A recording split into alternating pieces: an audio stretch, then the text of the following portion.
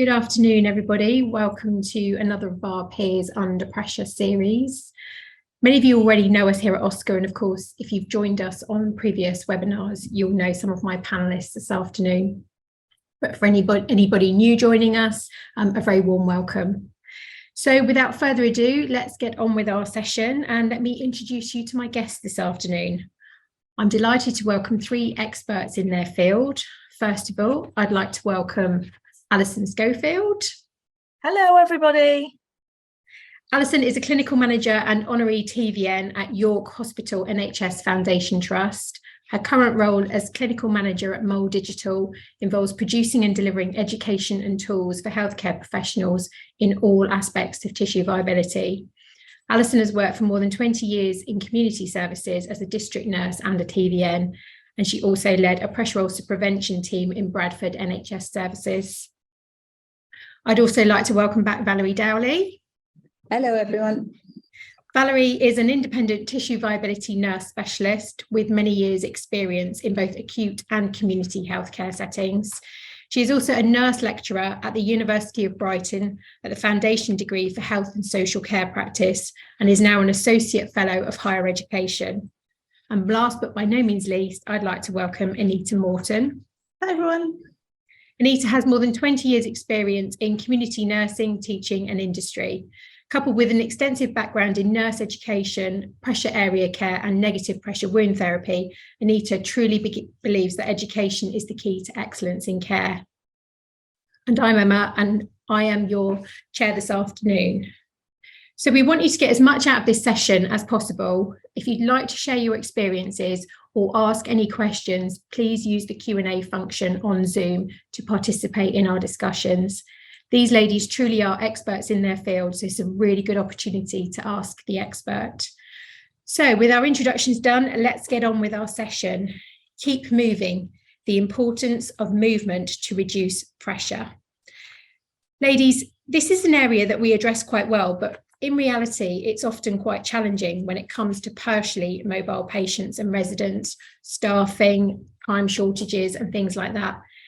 The difficulty for us as clinicians is marrying up what we want to achieve clinically versus what the patient or resident's own wishes are. So how do we get this right? Valerie, let me come to you first. Okay, hello everyone, good afternoon.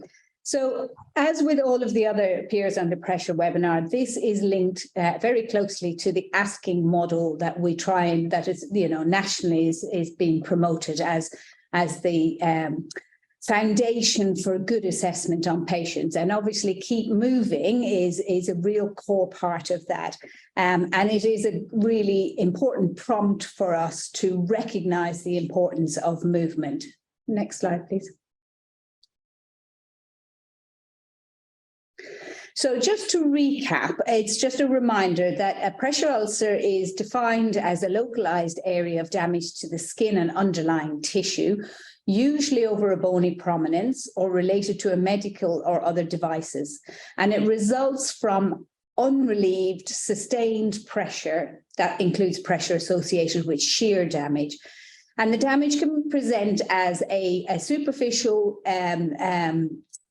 skin damage or intact skin with damage to the perfusion underneath the skin, or an open ulcer that may be painful.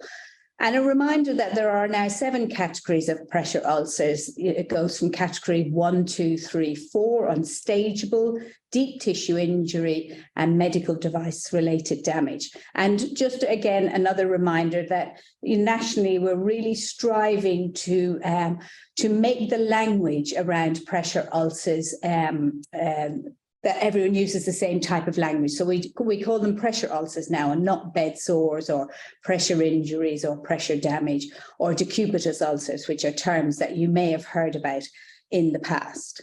Next slide, please. So if we think about pressure and shear, pressure ulcers really can develop very quickly in patients who are unable to move, and especially those who either need constant reminder to move or who physically haven't got any independent movement. And they're caused by both intrinsic and extrinsic factors. Now, the intrinsic factors we have covered in the previous Peers Under Pressure webinars, such as the comorbidities that are around that patients have that put them at that higher risk of developing pressure ulcers. But today we're really going to look at those in extrinsic factors. And when we talk about extrinsic factors, we talk really about pressure and shearing. So unrelieved pressure that causes squeezing to the blood vessels in the area of tissue that is under pressure. And if it's not relieved in a reasonable time, then those tissues and those blood vessels start to shut down. The tissue starts to accumulate lots of chemicals and it becomes hypoxic. And eventually, even though there's no sort of set research to say how long that takes time-wise, eventually that's going to cause the blood vessels to shut down completely and the tissue perfusion just stops and tissue death occurs. And shear is a force where the internal mechanisms of the tissue that are under pressure are pulled against they're pulled internally. So take, for example, where somebody is sitting in a chair and after a couple of hours, they look slumped down. The skin on their bottom is going to be in the same place as it was when you sat them there, but internally the tissue will have moved and distorted inside, and that movement and distortion causes breaks to the microcirculation, and that then adds to the hypoxia and the chemical buildup and tissue death. So in reality, we can only withstand high pressures over our pressure points for short periods of time. And therefore, and Anita will talk about this a little bit later, we need to think about how we reduce those high pressures, how we spread the pressure out over a wider surface area so that we can have lower pressures for longer periods of time, which help to protect the tissue that's under pressure. Next slide, please. So it's really important to think about why we need to keep moving. So in healthy individuals like you and I, we sense pressure. So we know our body tells us our nerve endings, our pressure nerve endings in the dermal layer of the skin, when it's under pressure, will send a signal up to our brain and tell us consciously or subconsciously that we need to move and adjust our position. But our patients don't always have the ability to adjust their positions. So one of the best ways to reduce pressure over vulnerable areas would be to move and change positions as much as possible.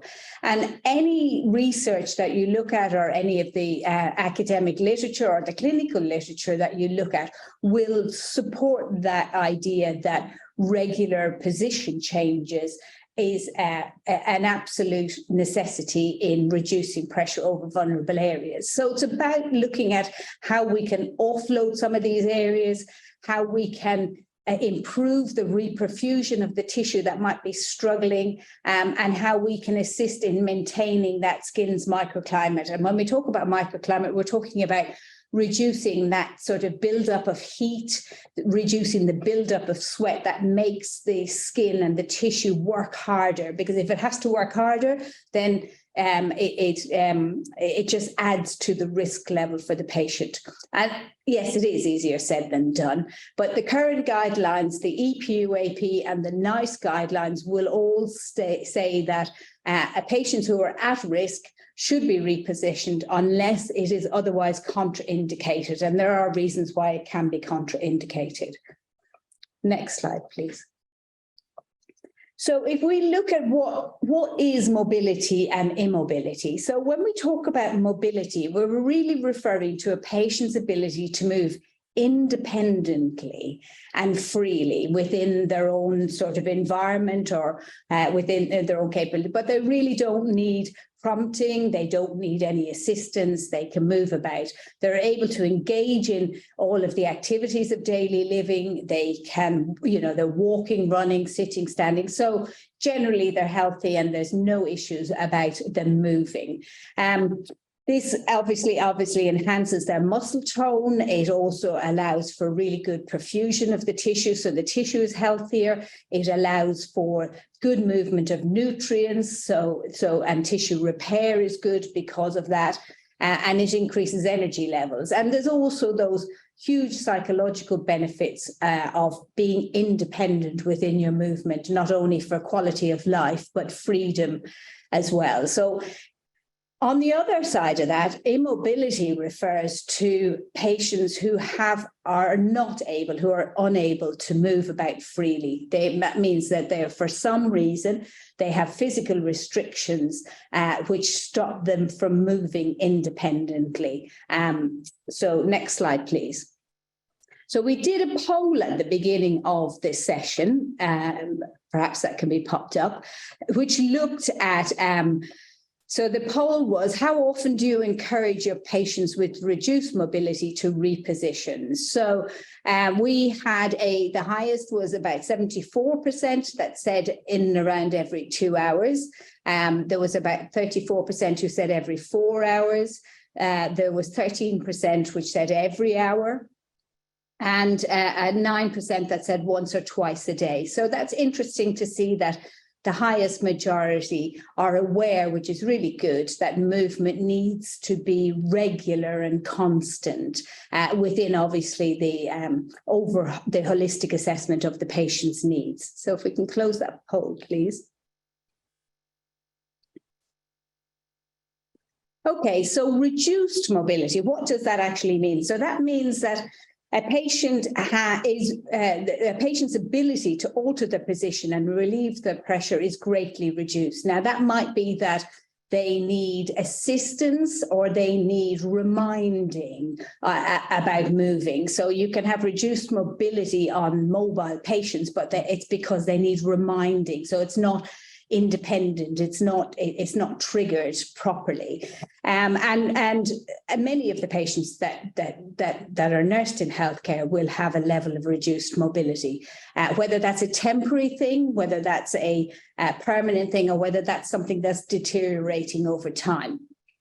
So some of the reasons we may have reduced mobility might be around maybe a lack of sensation. I think it's really important to point out that if patients are unaware of the sensation that we spoke about earlier, about that natural trigger that we get, then that can reduce the reminding factors that tell them to move and adjust the position and then improve the reperfusion. So they may not be aware of those changes in the blood flow. And mobility can be reduced further for a number of things, such as if somebody's condition deteriorates. So if somebody was generally well and generally independently mobile, but you know, we are under winter pressures at the moment. We have got patients who will struggle with the seasonal flus or even COVID as it comes back over the winter, or even the diarrhea and vomiting viruses. And even though they were independent before that, they may then have reduced mobility during that period of being unwell. We need to think about things like patients who are in unfamiliar surroundings. Maybe they've got increased anxiety or even depression for being moved into care home settings and away from their own home or away from their family and that kind of thing. So that can reduce, and that sort of triggers things like, you know, their mental health, which obviously can be a factor in reducing mobility. We also need to think about patients who maybe have cognitive impairments that might also reduce the triggers that would remind them to be mobile. So patients maybe who are suffering from brain degenerative disorders don't always translate the signal that comes from the nerve endings that say move, but it's not translated. So by the time it gets to the brain, to the cognitive part of the brain, it's been altered or it's just not quite clear. So they miss those triggers.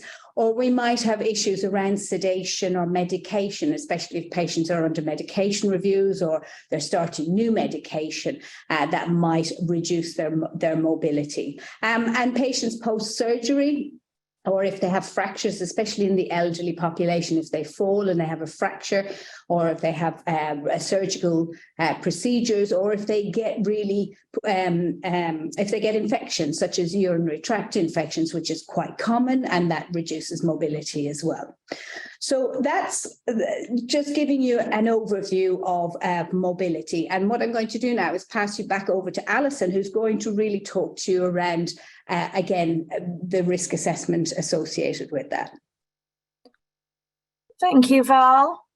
Yeah, hello everybody. Nice to be back here with OSKA again. So yeah, just having an overview again, sort of around risk assessment. I know we did a full session on Purpose T before, which is available if you need to see that. And we are going to touch on that today. But so why do we need risk assessment tools, or RATs as we call them? You know, why are they important? Well, they obviously are going to identify and give early detection to those individuals who are, you know, at risk, or who already have had a pressure ulcer, which then deems them to be at a greater risk of getting a recurrence of that. It also gives us a framework to plan and implement care and evaluate care. You know, so it gives us a structure, so we know what we can do to treat and then to prevent any future pressure damage. Also, it ensures that we're using the appropriate resources that we have. I mean, you can go into an equipment store and it's like walking into IKEA sometimes. You know, there's beds, there's chairs, there's all sorts of amazing devices that are available. But you know, if you're not so familiar with these, you know, it can be a bit of a minefield of where to start. But also the risk assessment tool is a value when there's a change in the patient condition, so then we can repeat the risk assessment and then we can change and plan the care accordingly, because you know, it's not just we do it once and that's it. You know, it's something that we need to keep doing. So who you know, who has the risk assessment? So anybody really who comes into our care, because I would argue that anybody in social or health care has a vulnerability. That is the reason for them being there. And you know, who performs it as well? Well, you know, that is one of those debates that goes on of, you know, in some service areas, they say, well, that's not kind of my role, that's not what to do. But really, we should all be aware of pressure ulcer prevention and risk assessment, you know, and you know what that means to the people that are involved in our care. When do we do it? Well, 6 hours of admission to acute settings, and then in the community, where my predominant place of working has been, is on that initial contact. So don't miss the boat. Make sure that they are completed at that time, or as I said, in that change of clinical circumstance. So you know, opportunities present, and don't lose them. So how do we do it? We look at clinical judgment, we look at pre-screening tools. We've got the, you know, we're going to look through some elements of some of the risk assessments that we have and you might use in practice, and what we look for. So what if the patient is, you know, unable to or unwilling to adhere to the care plan we have? Then we consider the Mental Capacity Act. Val was just talking about people with, you know, dementia and mobility. So, you know, we can look at, I've held in the past best interest meeting, which involved the patient, obviously at the heart, the families, the carers, the multidisciplinary team, you know, to aid and guide us in what is in the patient's best interest, and also considering, some of you are working in care home environments, so you'll be well aware of the DOLS, deprivation of liberty, safeguards as well. And, you know, to think about safeguarding concerns. If we have any, we escalate them. And so we need to ensure safety to our patients. If we need more help in all this, that's why we have our MDT, don't we? And we did a great one with all of us involved, and we had the OT, we had physio. So again, I think we've covered most things in our OSKA webinars. That's available to you as a, you know, to go to if you want to know more in depth about that. Okay, next slide, please. So there's, we've got just a handful of the risk assessment tools available, written on the screen there, and there's little evidence to support which is the most appropriate. There's guidance from 2019 from the European Pressure Ulcer Advisory Panel. We work to these standards in Europe and in the UK. And, it doesn't make that particular recommendation for one tool. And some will fit certain settings better than others. And NHS England and NHS Improvement, the National Pressure Ulcer Prevalence Quality of Care audit, showed that a variety of risk assessment tools were definitely in use. Waterloo comes out being the most common in 56.6% of cases. And then we've got Braden Q the second, and then we've got Purpose T being the third. So that's kind of an up and coming a newer one, really, in terms of what's out there. So they can all be subjective, they can all be open into interpretation, they can use different terminology, and we're talking today about mobility and immobility, and certain within those, and I'm going to touch on it in a little bit more detail, give you examples of that, but they've got to be used in conjunction with clinical judgment. So they're a key component of care. They're our first stop in our pressure ulcer prevention, and they're identifying the patients at the most risk, so they're aiding in that planning that we're doing. Also for root cause analysis, and those of you who have experienced or been involved in root cause analysis will know that it's one of the most common issues, that it's either missed, it's not been done, or just been partly completed. And it aids that better communication between all of us and the patient themselves as well. So, they know we're informing them, we're putting them at that patient-centered care. So what do you use? And, do you know why you use it? Just pop in the chat and, let's see what people are using. Next slide, please. Okay, so I mentioned Waterloo being the most used. Oh, people are popping in there. I can see Waterloo popping up in the chat. Yeah, and yes, it is quite acute based. I would say it suits that acute environment because within it covers surgery and trauma. Some of the areas we could argue, and maybe some of the terminology might be a little bit outdated now. And once we've completed the score, so there's different sections on this tool, as there are with many, and once we've completed them, there's a score added to each. We add up that score, and then what do we do with it? Because some tools don't tell us then what to do with that tool. So just to give you an example of Waterloo, I kind of did a made up patient beforehand. So I was thinking, if somebody's in hospital, so I've got a male, he's 64, he's admitted to hospital with an illness. He's been identified, so the risk assessment tool's been completed. He's diabetic, he's a smoker, he's an average build, he's got some dry skin. I've missed on there that he might have sensory deficiency, he might have peripheral neuropathy because he's a smoker, he's a diabetic, but it comes in the same box, that same specialist box with diabetes. So do I add both? And within that specialist box, it said give a score between 4 and 6. Well, how do I know if it's a 4 or if it's a 6? This person is usually, they're not immobile, but they're, more reduced mobility because they're unwell in hospital. But, looking at the elements on here, well, he's not restricted. He's not bedbound. So, I'll say fully mobile. So with all that, I'm getting a score of under 10, which is a low risk. But if I'm putting my clinical judgment hat on, to me, he's at high risk of getting heel pressure ulcers because of all that, what's happening. So, so it can't be too prescriptive.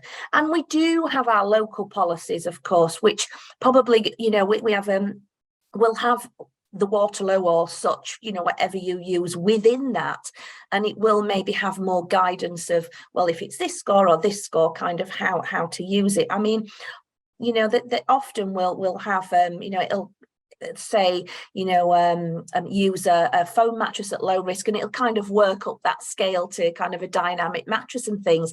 But one size doesn't fit all. We can't put people and patients into these neat little boxes, but pathways are absolutely fabulous tools. Now, I've used Mailer Score in community before, and which is again just a risk assessment tool with scoring systems. The next slide, please. I think this is on the next slide. Oh, that's the purpose T. But just to mention on the Mailer Score, just because Valerie was talking about mobility, so this gives a good example. So on the Mailer Score, it has a section that says ambulation. What does that mean? And when I used to teach, when I was leading the pressure ulcer team over in Bradford, and we had this tool there, people used to always say, we were giving the teaching too, what does ambulation mean? So it says ambulation with assistance, without assistance, or are they chair fast or bed fast longer than 12 hours? So if they're in the chair for say 6 hours, they didn't get a score. So you can see how, there's a lot of variance within that.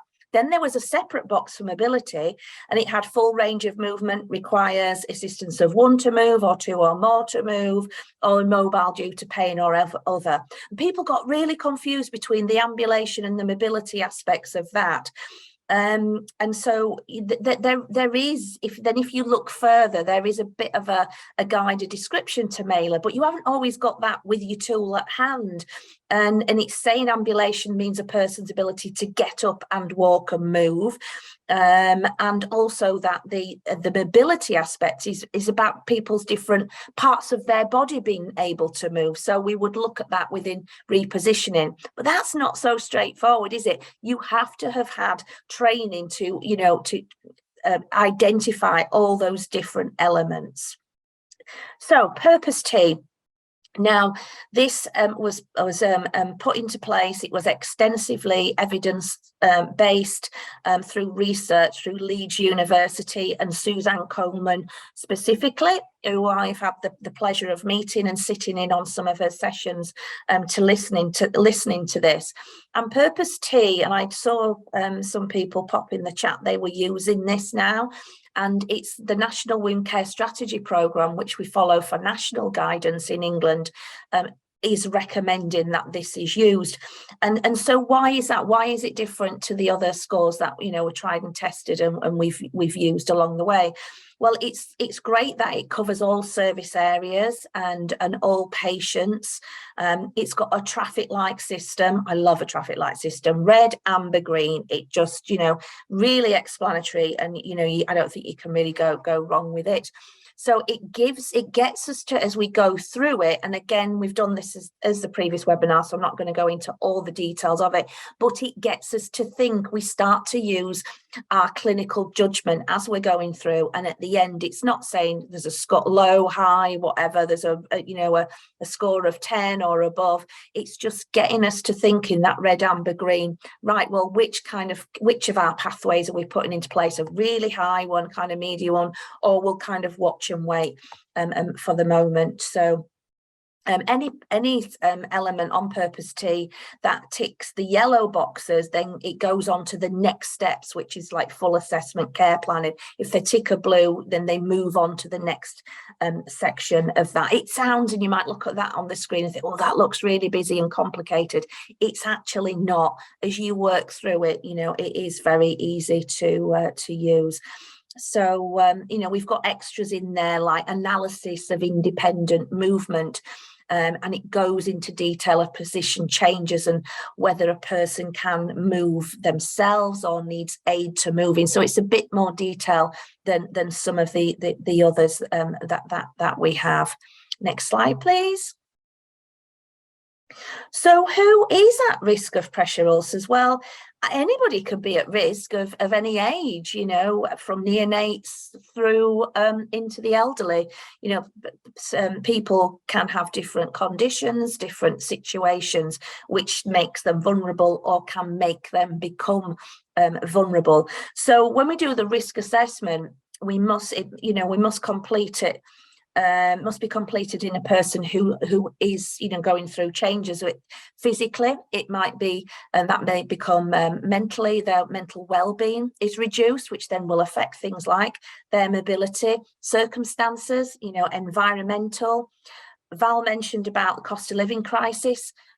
Yes, sorry about the winter pressures, but cost of living crisis. I'm sat here with a blanket round my legs because I'm a bit cold and I'm at home and I don't put the heating on too much. We're all in that boat, aren't we? So for some of our patients, that's difficult. And they might be, so well, stay in bed longer or sit in the chair and kind of get the blankets round and things like that, you know, just to keep warm.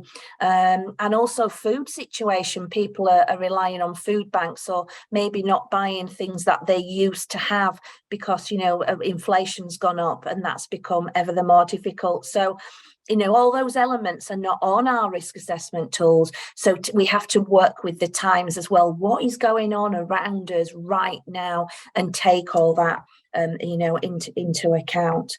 Adults with dementia may forget how to move. You know, people with those neuro conditions like Val mentioned, and that can disrupt people's sleep. And if sleep's disrupted, then people become generally can become physically unwell, mentally unwell, and they might then spend more time, you know, in chairs and things, sleeping during the day. Or as I've come across a situation where they have the opposite during the evening, couldn't stop walking, and then developed pressure ulcers on the heels or that plantar aspects of the foot. Next slide, please. So just to touch on medical devices, as we said, with the 7 categories now of the pressure ulcers, and this is one of them, became very much more prominent during the COVID pandemic, which I know hasn't gone away and it is still ongoing. And but I think we kind of thought about it more because we saw so many injuries. And you know, we've got a picture there of the toes. You know, we had COVID toes, didn't we? All these new skin manifestations. But that actually, those toes, that's caused by bed sheets being too tight. You know, we have a catheter image there with a catheter causing pressure. You know, we've got the nasogastric tubes, we've got oxygen devices, even things like compression, bandaging and devices, casts, splints, masks, you know, even to staff, didn't we? We saw all that using the mask day after day after day of those the device related to the face. But remember those, you know, not just medical devices, but devices as in zips, buttons, seams, wrinkles, tight clothes, glasses. And when we were talking about this last week, and we were, you know, because you always have the stories, don't you, when we have our case studies. And I once saw a chap in a care home and they got a deep tissue injury to his thigh. And it's a bit of a strange shape. And we trying to work out, you know, Sherlock Holmes hat on, what's happened? How's he got this?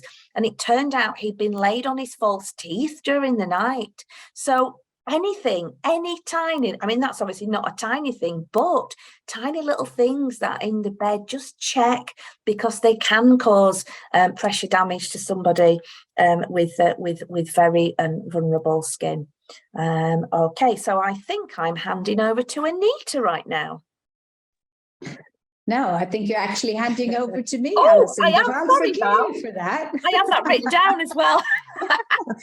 So thank you for that. That was a really good sort of refresh on why we look at that sort of risk assessment and that holistic assessment, and how that can be focused down to look at why we really need to keep our patients moving. And just as a little extra on, you said about the gentleman with false teeth. I had a lady in the community who developed multiple tiny areas of necrotic pressure damage. She was completely immobile and in the bed and had care packages. But one of her favorite things was chocolate covered nuts, which the carers used to leave beside her bed when they left.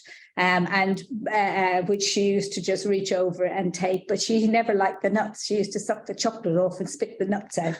Oh, So wow. very regularly, nuts got lost in the bed and under the sheets. and which she laid on for long periods of time. So it's really not, it's about, I guess, reminding you to think outside the box on these things, because it's really important. There's, pens falling out of our pockets, things like badges falling out and us not noticing them, things like that, especially around patients who are very high risk and that. So, so we're going to just, in the frame of where the webinar today is, we're going to talk a little bit more about keeping our patients moving. So if I could have the next slide, please. Okay, so we need to think about the types of patients that we might see and what mobility we need, how we can encourage them to mobilize. So, one of the things is around this unstable patient, which is challenging. So it might be due to spinal instability or hemodynamic instability, or just a decrease in their current health that might make them unstable, for a short period of time.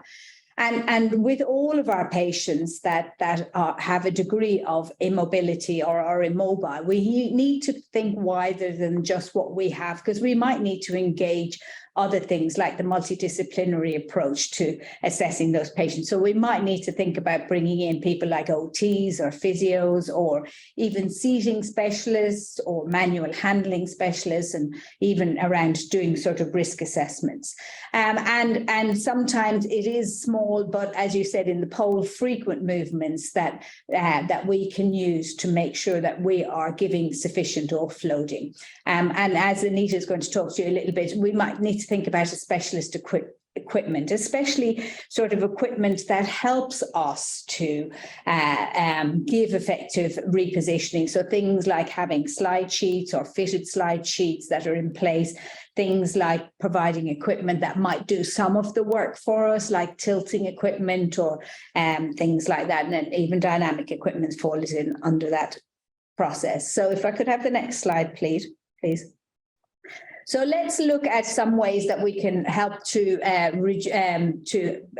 encourage people to reposition for those with some reduced mobility as opposed to being totally immobile. So it's really important to work with the patient to find ways of helping them to move around within the confines of their reduced mobility. And I think the most important thing is about communication. I'm a huge advocate in partnership of care with our patients. And I believe that if we don't have conversations and give reasons, then we lose the patients along the way. And it's very easy for healthcare staff we understand the language. It's part of who we are every day in our area of work. So we take it for granted. And I think sometimes we forget that the ordinary person maybe doesn't understand that language or doesn't understand how things go wrong and doesn't understand the knock-on effect of becoming immobile. Then means your tissue might get squeezed, which means your tissue might die, which means you get a pressure ulcer. We take that for granted because we have it sort of thrown at us all the time, even in webinars and all our teaching and training. But I think that when people get consumed with what's happening with them, because they've become unwell or they're deteriorating, or maybe an incident has happened that has reduced their mobility, but they don't think beyond that because they haven't got the knowledge to think beyond that. So for me, communication is absolutely 100% the key. And sometimes that communication isn't just with the patients, it's with everyone else around the patients, not, things like their families and carers. And I remember when I used to work with the nursing home environment an awful lot. I used to regularly get calls because I would have gone in as a tissue viability specialist and said, okay, I'm reducing this patient's seating time because they're at high risk or they might have developed some pressure damage. And I would put in a care plan in place. But then I would get a phone call from the nursing home saying that the relatives that come in and we're now giving out to the nursing home saying that they were not that they weren't caring for their relative properly because they were leaving them in bed and they weren't sitting them out and whatever else, and that they weren't getting that message across. So I used to often have to arrange to go back in when the relatives were there and sit down with them and say, actually, this is the decision I've made based on my clinical assessment and the risk assessments. And this is for this period of time what we need to do to actually either promote some healing or reduce the risk of things deteriorating. But I would also often work also within the confines of, you know, if the patient found that sort of restriction completely devastating, then let's work with little elements of that and maybe give a little bit of seating time more than you would like, but not enough to do more damage. So it's about working in partnership. So we need to think about looking at whether people are sitting and lying correctly, looking at the posture, making slight adjustments to that posture if needed. So, you know, are their feet on the ground? Are they sitting at right angles? Are they sitting back in the chair? Are they slumped? Are they sliding down the bed? You know, thinking of all the things that can put additional pressure, like shear pressure especially. Offloading pressure on the heels, making sure equipment is used correctly, things like the electric profiling bed, making sure that the knee brake aspect of that is being used to assist with reducing shear damage. And encouraging people who can get out of bed or the chair to do so as often as they can. So we still may need to think about restricting some of the time, especially if somebody has damage or is showing signs of pressure ulcers or damage on seating areas. We may need to reduce that, but again, it's about that partnership and care. And it's important to ensure that the things that we're sitting people on are correct for them, so that, you know, if it's a bariatric patient, that the cushion is wide enough, it's not increasing the height in their chair so that their feet are dangling on the floor, and that's then causing them to slide down the chair so that they're trying to get stability under their feet, and that ends up putting them into posterior pelvic tilt, which causes more pressure onto the sacral area. So there's lots of things to think about. Next slide, please. And again, as we said, just encouraging reposition. So I used to also work very closely with the activity coordinators in the care homes and residential homes, asking them to put in elements of movement within their care activities. So, you know, taking 5 minutes out of, you know, every half an hour to kind of, you know, do arm lifts and side moves and slight stretches, obviously within the safety of what the patient could do. But it's about, again, seeding that thought that we need to regularly move. So obviously standing is an effective method. Sometimes encouraging patients to use maybe riser recliners, again with a risk assessment and the safety factors thrown in there. But that movement, and it's important that we understand that movement needs to be sufficient to allow the blood to revascularize the area of tissue that is under pressure, and to allow the oxygen to get back into the tissues and allow the chemicals to be removed. So it needs to be, you know, 30 seconds isn't going to do it, but maybe a couple of minutes to 5 minutes might do it. If, you know, and so the more time that they can relieve the pressure, then the better it is for reperfusion. And we might have to think about simple clues if somebody has got just reduced mobility and has maybe some aids that can help them. So thinking about patients moving at every commercial break, or setting alarms on their mobile phone to remind them to move, or you know, encouraging them to get up if you know, at specific times. And also we must remember that toileting and other activities are also they're also opportunities to do some movement. Excuse me for just forgetting my words there. Next slide, please. So when we look at the immobile patient, that's kind of it's just the next step on from the reduced mobility, but obviously needs a lot more time, a lot more staff input, and maybe a lot more resources and equipment. But it's an integral component of prevention and treatment, and all of the literature will say that. So we do need to consider things like consent and mental capacity. We need to consider how regularly we're moving patients. Now, I know the too early sort of movement thing has kind of been ingrained in healthcare as a little bit habitually, because it's a good thing, but some people might need to be moved more often than too early. Some people, and as Alison said about sleep deprivation, it might be a little bit more detrimental to move them so often, especially overnight. But we need to make sure we have got equipment in there that maybe supports their tissue reperfusion when they're not being moved. So obviously we can't leave somebody in one position, for long periods of time, even if they are on specialist equipment.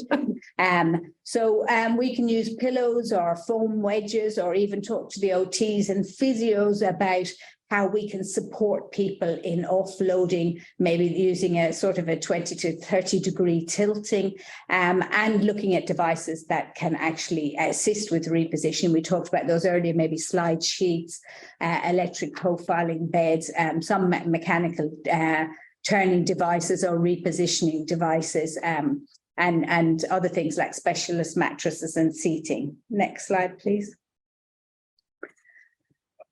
And it was decided that it was a good thing to just bring this back in as we're coming into COVID sort of season again and season. So we may not see patients who are going to be nursed in prone positions as often as we have done over the last 2 winters. But again, it might be something that's an option that needs to be explored. And there's maybe some people who are working within more acute areas that this might be. So we just need to, again, remind that it can only be done for short periods of time, because it exposes new areas to pressure. And some of those areas are much more sensitive areas than areas that are used to being under pressure, a lot of the time. And we need to make sure, and it's much more difficult to get that even distribution of pressure, because we've got to think about how the shoulders are and the elbows are and how the head is and things like the ears and that. So we need to change the areas that we monitor under skin assessment, and we need to look at those areas like the breast and the knees, toes, the groin area, the genitals, and all of the areas that we wouldn't naturally, I guess, look at because we're so used to people being on their back or on their side. And there may be other pressure relieving, pressure redistribution devices that we might need to engage in. And so again, we need to go to look for support in the more specialized roles, maybe tissue viability or OT or physio or those kind of things, to look at whether there's additional equipment that would help to support that. Next slide, please.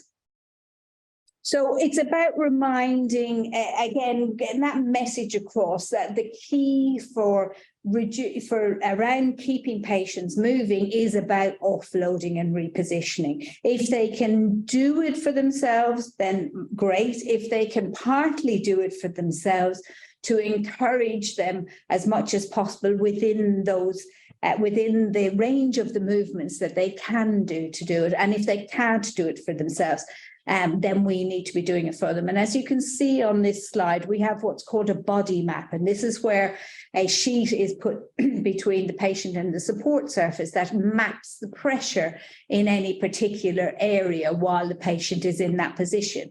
And as you can see from the body map, this is a patient who's lying on their back or on a support surface, possibly not. I'm not sure what type of support surface, but you can see that the red areas are the areas that are under the highest pressure. The blue areas are the areas under the lowest pressure. whereas the red areas are the areas under highest pressure. And you might note that most of those areas of redness are over bony prominences. So you've got your head, your shoulders, your sacrum, your elbows on one of the sides, and your heels. So the surface plays an important part in that management. And Anita is going to talk to you a little bit more about the surfaces in just a couple of minutes. But if we can have the last slide. And I think that over the years, and I've been, in the area of healthcare around pressure prevention since, a long time, since the early 2000s, when I originally worked with a commercial company before I went on to do other things. And I think that over the periods, the focus has been on, different elements of offloading. And I think that we must remember not to forget those hidden bits, or those bits at the end that can get forgotten about, and especially the heels. I'm very passionate about preventing heel damage, because we tend to forget it, or maybe in a skin assessment we forget to maybe take the socks off, take the shoes off, or people are in compression stockings and you might think that actually it's too difficult to get them back on, or we shouldn't be taking them off. Or even patients come out from hospital discharge with TED stockings on that have been put on before they went into surgery and actually haven't been taken off, because the real push is to get people out very quickly, isn't it?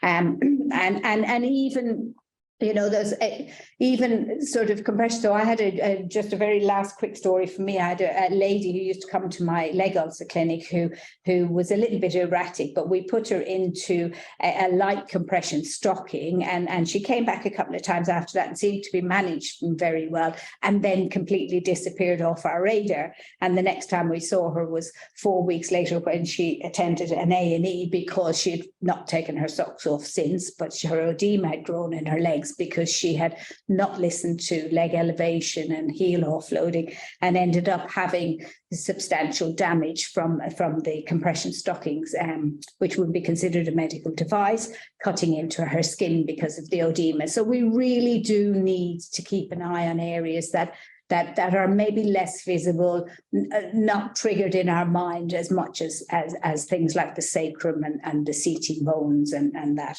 So don't forget the heels, and make sure you offload the heels. So I'm going to hand you over to Anita to talk more about support surfaces.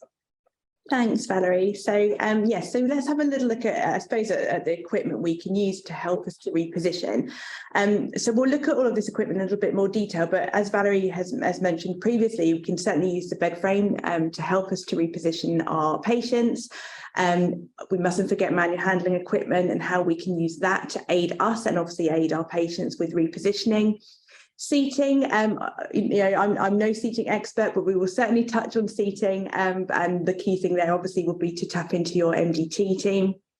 And then looking at lateral telling devices as well, and I suppose more automated care, which we're probably going to see more and more of in the future, with single-handed care coming in so dramatically for staffing and cost and things like that. So next slide, please. So obviously in terms of repositioning, one of the first things we can use is the bed frame to help us. So we've got patients with electric profiling beds we can use those to maintain kind of optimum positions for pressure ulcer prevention. So we can obviously use the profiling function to help with positioning, so we can raise the head up. We can obviously use the knee brake to put your patient into a really nice position to kind of reduce the pressure. And they would say sort of elevate the headrest to kind of below 30 degrees, and obviously use the knee brake as well. It's really important, as Valerie touched on earlier, to use that knee brake to minimise any shearing from sliding down the bed. And then, again, using kind of the backrest, we need to be really thinking about, to be honest, the backrest and the knee brake, we really need to be thinking about the heels in that respect as well. So that's when our manual handling equipment might then come in to use the slide sheet underneath the heels to just help them glide along the mattress cover or the sheet, so that obviously we know that when the heels slide, they could slide around about 15 centimetres along the mattress, give or take. And obviously a lot of that can cause friction and potential shearing. So we need to try and minimise the friction and shearing forces by using slide sheets. And we need to avoid raising the head above that 30 degrees, because, again, as Val touched on earlier, we can cause like a slouch position, and that places more pressure on your sacral area, your coccyx area, And then again, raise that foot. And like I said, I can't stress that enough in terms of just stopping that sliding down the bed. And obviously when we slide down the bed, that also increases pressure to the sacral area and obviously the heels too. Next slide, please. And you wouldn't necessarily think about support surfaces helping to reposition as such. And I suppose really support surfaces aren't there to aid repositioning physically, I suppose, but actually they can help in terms of tolerating a position for longer. So support surfaces have the ability to be immersive and enveloping so that we can lower the interface pressure for longer. And as Val said earlier on in the presentation, as human beings, we cannot tolerate high pressures for too long. So we need to use our support surfaces to lower the pressure so that we can tolerate positions for a little bit longer, because what we don't want to be doing is repositioning our patients too often, because that's not that, I'm sure that goes against what they would want. And yes, as we talked about at the very, very start of the presentation, there is that kind of balance between what we clinically feel is right and obviously what the patient's wishes are. So within that, I suppose use the example of overnight. We don't want to be moving our patients too much overnight because it disturbs sleep. So ultimately, if we can get a support surface that lowers that pressure, makes that pressure build up a little bit more tolerable on the body, then that's where the support surfaces come in to help with repositioning and maybe say lengthening that period in between repositioning. And obviously, how you select that support surface will come down to your risk assessment and obviously your clinical judgment as well. So again, the type of mattress that a patient on will affect the repositioning again. So if they're on an active mattress, say a mattress with a pump where the air cells are going up and down under the patient, that might, because there's an element of pressure relief there for those high risk patients, that might mean that we can again lengthen that period of time in between repositioning. But reactive surfaces where they are more continuous low pressure, they're static surfaces. Potentially, we may need to think about increasing repositioning, or, again, depending on your clinical judgment and assessment, it may help with those lower risk patients to be able to increase the time in between repositioning. But assessment and clinical judgment really is key. The other thing that support services can help with is if you've got patients that are mobile and able to get in and out of bed on their own or with support, then edges of support surfaces, if they're firm, they can help to support the patient getting out of bed, lowering themselves back into bed. And also from our point of view, if we're repositioning our patients in bed, if there is features like sort of auto firm, max inflate features that pump the mattress right up to their fullest kind of inflation and makes a nice firm surface, we can use that to help with repositioning. So we're not fighting against, say, an air mattress that is dipping our patient. And those features tend to be limited to a period of time so that we use it purely for that repositioning and then we can turn it back onto the active function. So there's lots of key elements within support surfaces that can also help aid us with repositioning our patients. Next slide, please. And then we move on to, I suppose, more specialist systems, so systems that maybe help us to move our patients for us in terms of lateral tilt functions. Now, lateral tilt therapies aren't a complete replacement for repositioning, but they will certainly aid that. So again, if we've got somebody that is maybe in the community and is sort of struggling with overnight repositioning, for instance, and maybe there isn't the staff to come in to do that, or just one member of staff can come in overnight, then actually having a lateral tilt function can just help support that movement overnight. And with the product you can see on the screen there, that's our OSKA Series 5 product, which has the lateral tilt function. But it really does mimic natural movement. So it works on what we call micro shifting, so that as and when that lateral tilt function is switched on, the patient just will move gradually from side to side over a 10-minute cycle, and it's just mimicking natural movement. So every kind of 10, 11 minutes, we shift our position. We know that obviously our patients can't always do that. So it's just helping, again, with that lengthening of that period in between repositioning, how tolerable can that support surface be and that pressure build-up be for that patient. So these products are suitable for people who are unable to reposition themselves. and also, you know, again, maybe won't sort of tolerate large movements. It may be that you're really struggling to reposition somebody, and so a product with lateral tilting function will be appropriate for them. And as you can see, there's just a poll on the screen. So if you want to obviously take part in that poll, please do. So next slide, please. So just going to wait for that poll just to come off the screen for me. But we can talk about specialist equipment. So hopefully you can see on the screen there.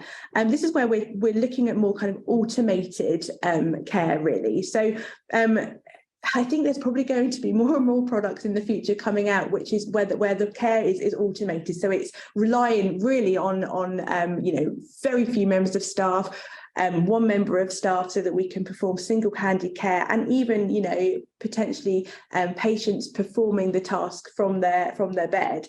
And the product you can see there is our Hercules product, which is our patient repositioner, which helps to move the patient up the bed with the touch of a button, so that we're not having, you know, 2 or 3 members of staff coming along having to manually reposition up the bed using slide sheets, and obviously the potential damage to health and social care professionals' backs, the potential damage from shearing and friction for the patient as well.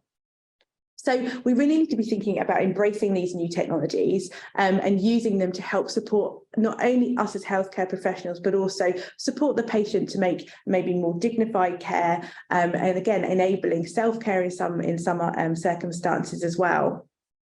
So obviously the one thing with moving patients up the bed, you know, we tend to find that they do slide down again and again. That will put more increased pressure over those sacral areas, over the heels. And, you know, nurses can be repositioning up the bed, sort of boosting up the bed several times per shift. And actually, if we can try to reduce that, then that's better for, obviously for us as healthcare professionals when we're repositioning, but also much more dignified for the patient, because a touch of a button, we're moving that patient up the bed. But like I said, I really do believe automated care is going to be the new thing we're seeing, more and more coming out there to support both us and the patient. So next slide, please. And again, yeah, feel free to take part in that poll about the Hercules. So then looking at seating, so again, we can use seating, and Valerie again touched on earlier about kind of posture and kind of making sure that posture is right. And seating for that reason really does play a key part with posture.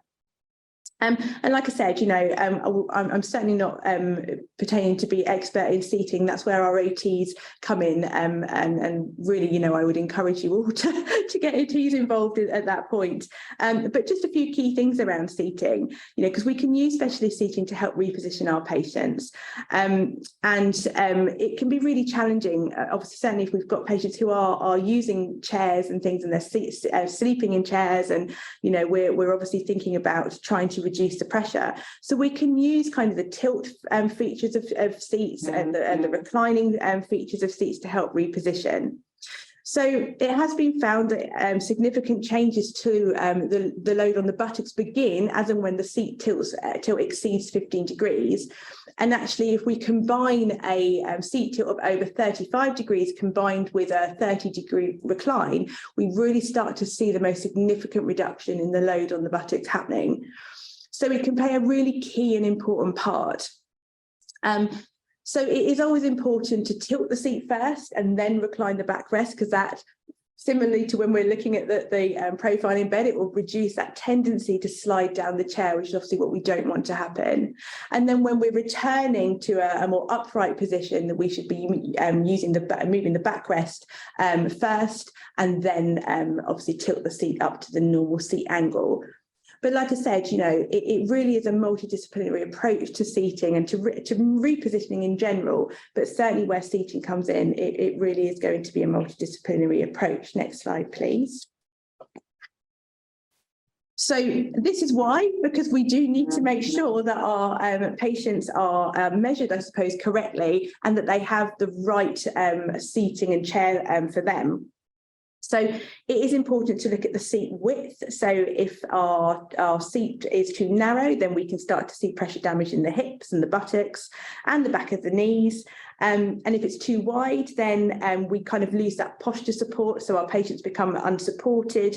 And again, that puts more pressure over the hips and the spine. So we start to see pressure damage. So that posture control is really important. Hence why that referral to OTs to help with the measurement and making sure we're getting the right width and height of chair is really important.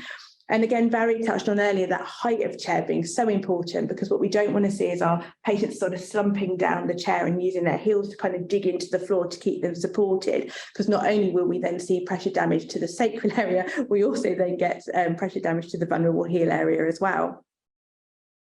And the same thing really, if the depth of the chair is too long, again, you potentially get that sort of sliding down effect, because those heels are kind of being pushed into the floor there. Patients are reaching to kind of support themselves by pushing their feet into the floor. And we need to think about heights of armrests and, you know, like I say, it's really important, therefore, that we make that referral to OTs to help support us with choosing the right equipment. So it's knowing who to refer to and when, and I say using that multidisciplinary team. Next slide, please. So obviously we all use manual handling aids during our day-to-day practice, but we need to make sure we're using the right product for the right patient, that we're using slide sheets appropriately, that we're using hoists and obviously the slings and transfer boards as appropriate to the patient. And obviously that will all come through in your risk assessment and your manual handling assessment of that patient. And we need to make sure that we receive education and training on how to use the products. So, you know, if your products are coming from companies, then obviously there's people like us that can come in and help to support you in education and training of the products. But also you have your manual handling experts and that you can touch on in your manual handling teams that you can obviously tap into as well to get that education and training. And it's really important from our own safety point of view, but also for the reducing the risk and obviously making sure that our patients are safe. Please make sure you always follow manufacturer instructions and local protocols for best practice, because, you know, what we don't want to do is fall foul of instructions of how to use products, because obviously that would put not only us at risk and our patients at risk, but it also leaves us vulnerable in that respect too. So make sure that you really are fully clued up on how to use a product before you use it. If you're using slide sheets, and I'm sure I'm teaching you all to suck eggs here, just make sure that you remove them as and when it's appropriate to do so. Try not to leave them in situ. And that would really be the same for slings as well. I know sometimes patients do need to have slings left in place. And if that is the case, then just make sure that you're checking where maybe seams of the sling are sort of pressing into, so that we're removing them and reducing the risk against patient's skin. And just make sure we're checking in the patient's skin as regularly as possible. You know, if you're leaving something in place, you might need to just do that a little bit more often. So yeah, just make sure you're regularly checking the skin over bony prominences, but also the softer tissues as well. And, you know, I'm sure, again, you all know that early inspection obviously means early detection of any signs of pressure damage. So next slide, please. And then just other little things to consider. You know, we often sort of see footstools being used, and it's normally under the guise of trying to reduce swelling. And yeah, absolutely, we know if legs are raised, then that will help to reduce edema. But often when patients are using kind of their own footstools, they're often quite low down. So actually it's not really doing too much. And actually what it is ended up doing is putting a lot more pressure on your kind of sacral area and buttocks, as well as kind of putting much more pressure on the heels and the Achilles tendon. So we need to be aware that footstools, yes, can be, or raising the legs can be beneficial, but footstools not always quite so beneficial for either reducing swelling, but also in terms of pressure damage as well. And again, you often find that the kind of heels are dug right into footstools, again, to try and kind of keep stability. We also need to think about the risk of falls. So if there are footstools that are being used, you know, we need to think about how that's going to impede on our patient's ability to stand and mobilise. And then if we've got wheelchair users, often things like the palms of the hands can get forgotten. If they're using their hands to kind of manually propel themselves, then we need to be thinking about what potential pressure damage could be happening on the palms, but also if they're seating for long periods of time, think about the genital areas. Certainly for male patients, if they're sitting down, is there going to be any pressure damage to the genitals, sorry. And again, we've talked about recline features of chairs, but wheelchairs the same. We need to think about how we're using them, the recline and tilting features, and how are we using them to subsequently reduce the risk of pressure damage while someone is in a certain position. So again, that comes back to making sure that we're using tilt and recline functions as appropriate to the patient, but also we are going back to our training and making sure that we're doing everything correctly as per what we've been educated and trained on, but also as per manufacturer instructions. So I shall hand back now to Alison for the next few slides. Couldn't find my unmute button then. So thank you, Anita. And somebody came to mind as you were talking about, and you're absolutely right. Given the care crisis and staffing we have, there's going to be more need for equipment to help people move. And I had a patient who had motor neurone disease, and he was a big chap, and it was very difficult for his wife to reposition him. She was his main carer, and he'd have some carers coming in, but it was kind of a comfort thing for him, as he became more and more bound to the bed.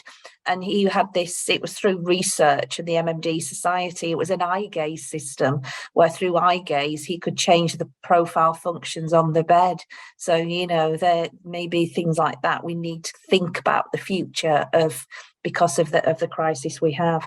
So yeah, just thinking about giving information. So the asking tool, as Val mentioned at the beginning, is what we use. It's a competence educational tool that was developed from the asking by NHS Improvement in 2018. I was part of that working group. The incontinence section was actually mine that I worked on, but it just gives us all that extra detail as asking to of the fundal aspects of care. So it works along nicely with the risk assessment tools that we have, and it's good for you to provide and give if you're doing any training and to aid clinical judgment. Next slide, please. So documentation. Now, we always say, don't we, if documentation hasn't been done, if it's not, if it's not written down anywhere, then it's not been the aspect of care hasn't been performed.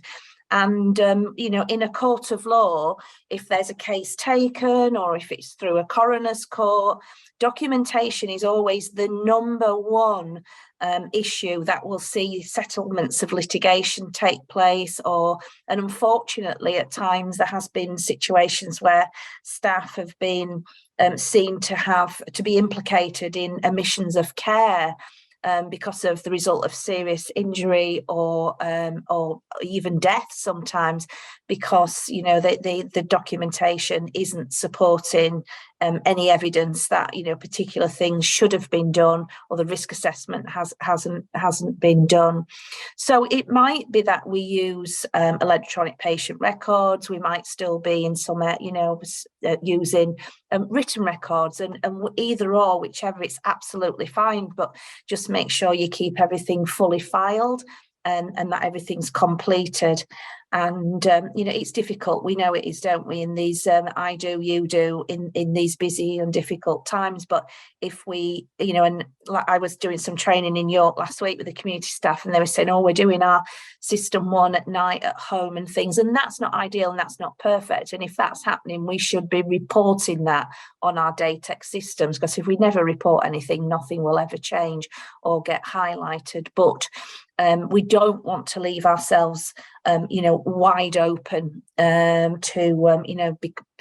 because we haven't written it down. So there are things there that can help with documentation. So You know, we've got on there for examples of repositioning charts. We've got obviously our wrist tools. We might have, I used to have a tool which was like an asking tool, and we got that online on System 1. So it covered all those elements. Turning clocks, I've seen those used on wards as a reminder to reposition people. Obviously, you don't want alarm clocks going off in the middle of the night because that's going to affect people's sleep. But there are different things. And, you know, maybe as a team of party pressure ulcer steering groups, you know, come up with different things and ways of recording. You don't want to be writing essays about things. So the tools and assessment frameworks we have are very good. And, you know, recording those things like, you know, when somebody's been to the toilet, or, you know, when you've been assisting somebody to change the dressing, for example, or, you know, all those other bits, that all involves mobility, you know, and changing of position.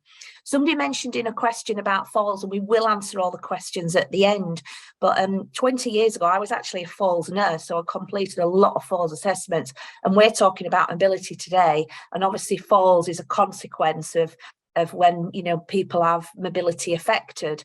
And I do know that one of the most, and this is through data, that one of the most one of the highest reasons for people falling is incontinence, people rushing to the toilet or getting up during the night to go to the toilet, and that is in all settings.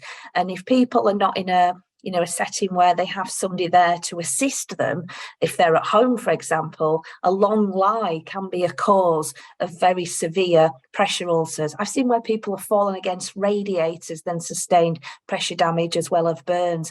People who can't get out of a bath, you know, so as part of the risk assessment, you know, we need to assess in that mobility, is somebody at risk of having a fall, and do a quick sweep of the environment, you know, what is going on there, because yeah, it is an important part. So thanks for whoever brought that up.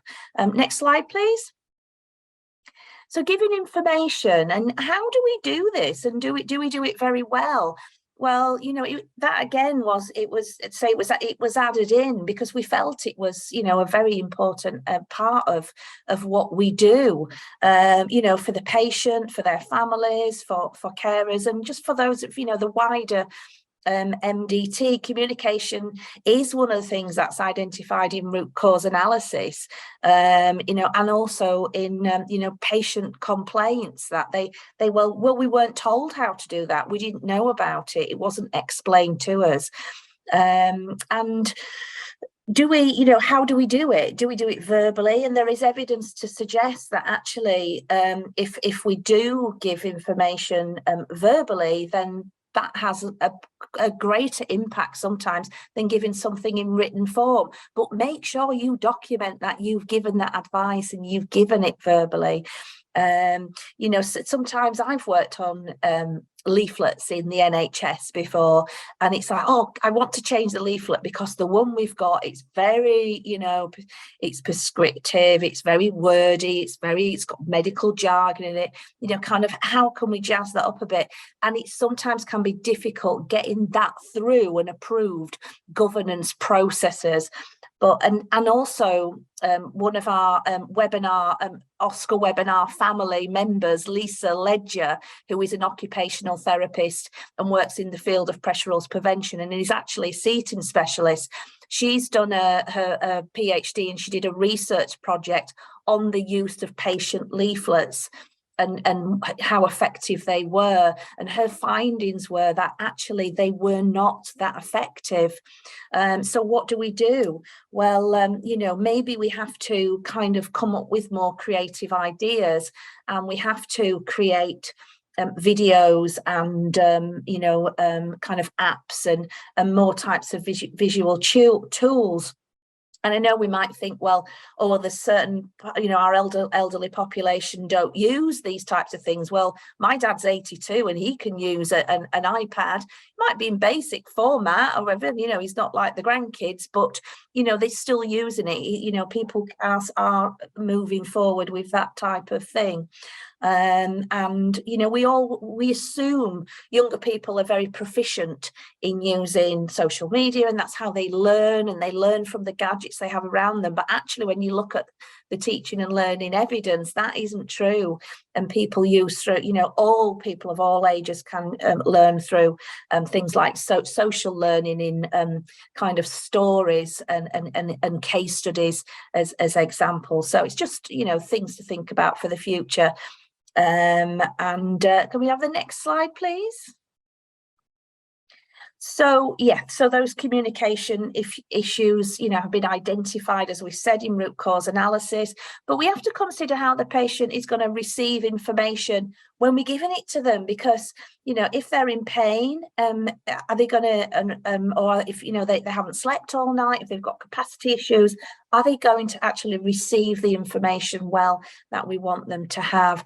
They have particular medication, it might be making them drowsy. They have bad news. If you've had bad news, and yourself, if you've been in that situation, it's like the world's in a fog. You just do not take anything in.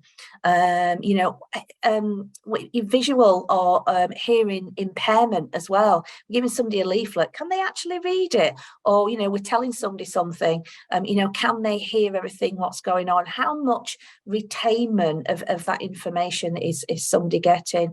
So, in an ideal world, we can give out leaflets and things like that, but kind of that face-to-face and tailor making the information probably goes a long way. And MDT, we've talked about, Anita was saying all about, we're none of us are seating specialists, but we have colleagues and who are in services such as physio and occupational therapy, so we have to pull on them to make sure that we've got all that information right.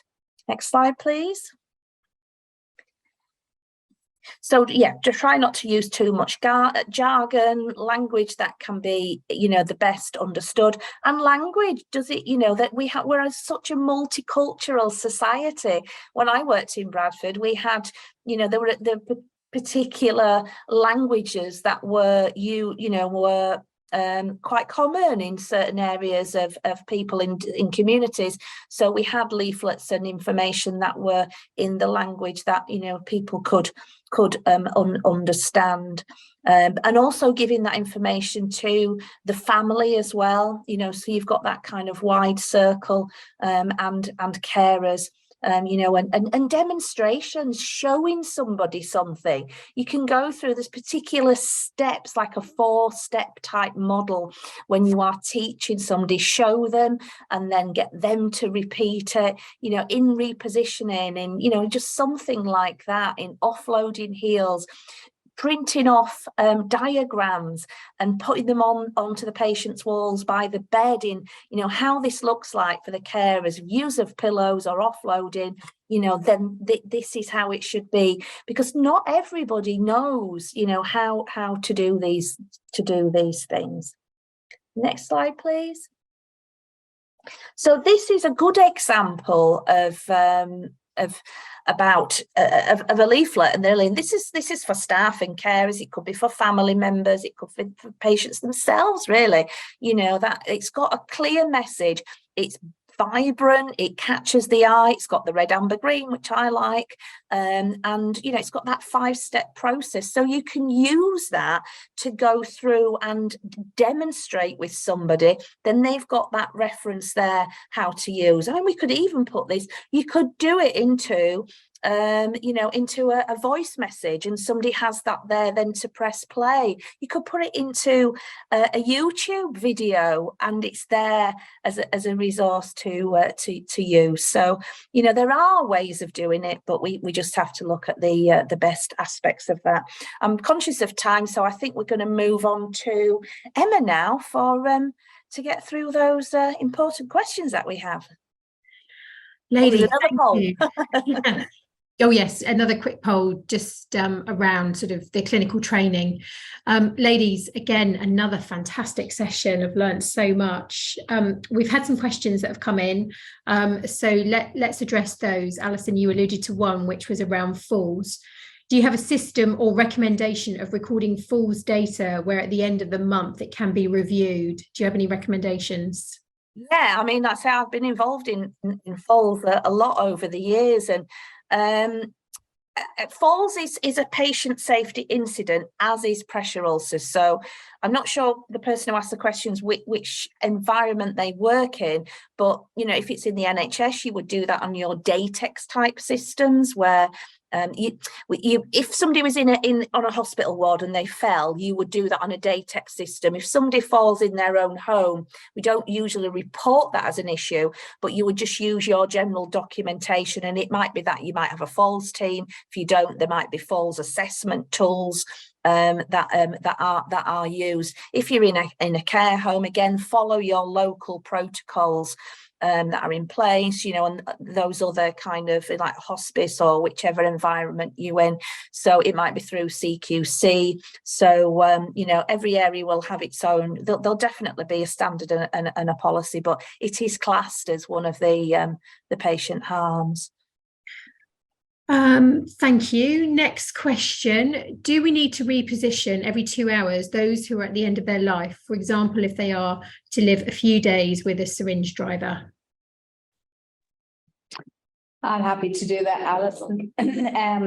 So again, I think it is about each individual patient. Obviously, when patients are coming to life's end, then the focus changes from prevention to maybe comfort and pain reduction and giving the families time and space.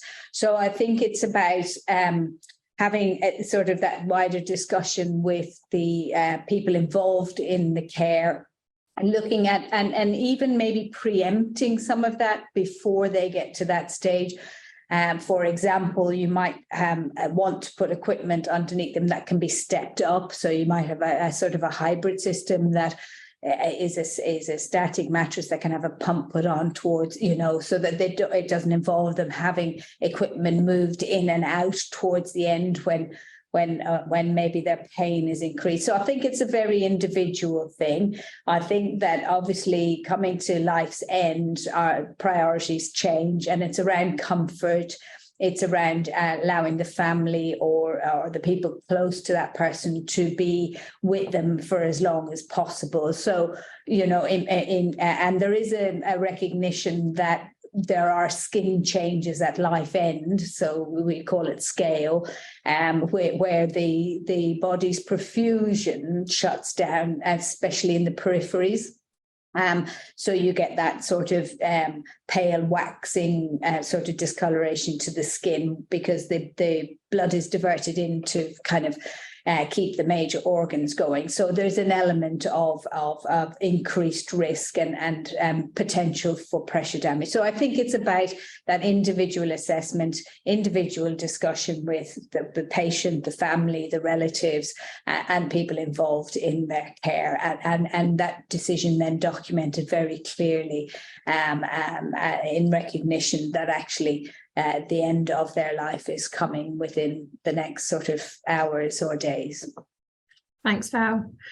Next question. Sleep system companies, for example, Symmetry Kit, advise that there is usually no need to reposition overnight if they are on a pressure relieving mattress and using a sleep system individualized. What are your views on this? I think, to be honest, it really comes down to individual assessment again, really. I think, there is no support surface essentially that you won't have to reposition on. You absolutely will, but it will come down to individual assessment over the position they're in when they're using that sleep system, and potentially how much pressure reduction is within that as well, and are there fine movements that you can make as well, potentially.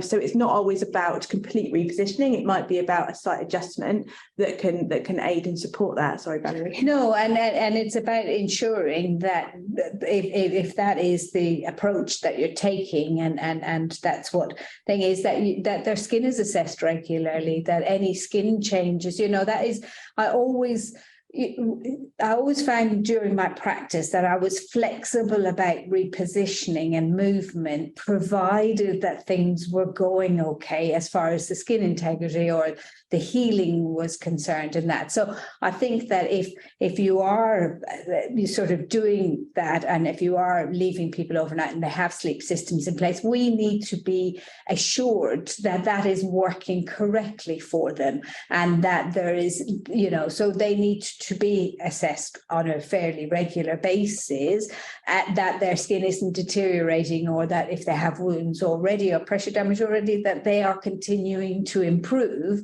And it's a balance then. Thank you. Last question. Can I ask why you don't recommend offloading heels with pillows, please? In my trust, we always advise this. Because they move. And when can you ever find how many pillows you need to do your 30-degree tilts? That's when you think, where do they all go, the pillows? But yeah, I mean, if you have nothing else, then you use pillows. But the thing is, you put a pillow nicely under somebody's heels, you go back an hour later and it'll be right up behind the knees, and it might be causing some occlusion to the artery behind the knee there, or something like that, or causing extra problems. So in an ideal situation, we do have good pieces of equipment. We have, OSKA's got a great mattress where you roll the underside back and the heels are fully offloaded. It's absolutely genius. So there are things there we can do without, but if you have nothing else, I think, ladies, you'll probably agree then, the pillows are the thing of choice that we do have. And I think that it depends on the, absolutely right, Alison, but it also depends on the quality of the pillow. And we all know that there are thin little squishy things that hang around out there, and that there's big plump, heavy, sort of firm ones, and sometimes they're covered with thick plastic that doesn't have any lateral movement and whatever. So, again, it's about, are they supporting them properly? If you go back an hour later, has the material squished so much that they're not offloading anymore? Are they causing increase in the skin temperature because of the cover, and that's increasing, the work that the skin has to do? So there's a lot of variables there. But again, I agree. As Alison said, if there's nothing else available, then a well-positioned pillow, and the pillows should be positioned from just at the base of the Achilles up under the knee lengthways, as opposed to widthways. So we should be using an individual pillow for each individual leg to offload a heel correctly, rather than using one pillow with both legs plunked over the top of it, because again, that causes the material to squish, and it causes the legs to sort of turn in towards each other, and various different things like that. So if it's done well and it's the only thing you have, then I agree. Thanks, Val. Thanks, Alison. Here at OSKA, we're really passionate about pressure area care, and we want to support as many nurses, TVNs, OTs, district and community nurses to provide the best possible pressure area care. So I'd like to take the opportunity to invite you to join our Pressure Care Champions in QI Network group on Facebook. Just look for the OSKA Pressure Care and ask to join the group. We'll obviously review your application, and we'll let you in. Just to bring the session to a close, thank you, ladies. It's been absolutely fabulous to work with such an amazing group again. To our listeners, thank you for joining us today. We hope you've enjoyed what you've heard today, and that you can implement some of your learnings in your day-to-day environments. If we've talked about any of the equipment today and you'd like to trial it with no obligation, again, please let us know, along with any feedback for future sessions, which I'm going to hand over to Anita to talk about now very quickly. Thanks, Emma. Yes, we've got we're currently in the development of our kind of Peers Under Pressure programme for 2023. So we really want to hear from you guys. You're obviously the people that keep coming back and listening to our sessions. So we want to hear what you would like to see in our next year's programme. So we've obviously got a few ideas floating around, but it has to be what you want. It needs to meet your needs. And at OSKA, obviously, we are all about the training we can provide you, but it has to meet your wants and needs and kind of what is going to be best for you in practice. So please let us know. You obviously have my contact details as and when all of the information comes out to you. So please get in touch with me, and if there's any burning topics you want to see us cover in relation to pressure ulcer prevention, then please just let us know. Thanks, Anita. So don't forget, today's session does account for an hour and a half of CPD learning, and we'll be sending out your certificates over the coming days.